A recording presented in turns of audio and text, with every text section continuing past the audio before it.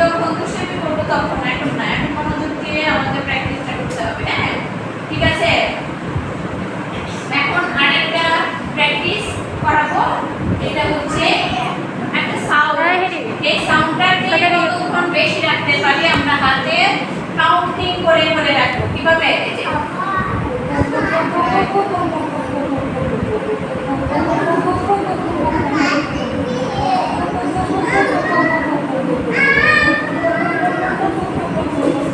করো, দেখি কে কয়বার করতে পারো।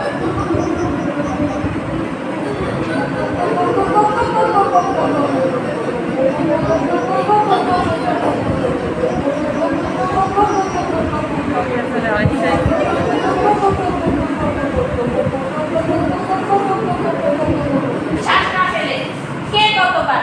যেদিন তুমি এভাবে 100 বার করতে পারবা সেদিন ভাববো যে তোমার মোটামুটি ইয়াতে চলে আসছে।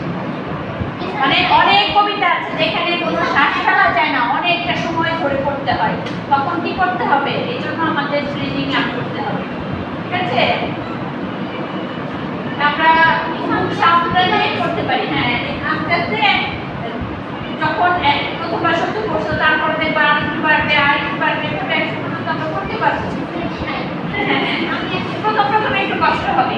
ঠিক আছে, আমাদের এবার ব্যায়ামের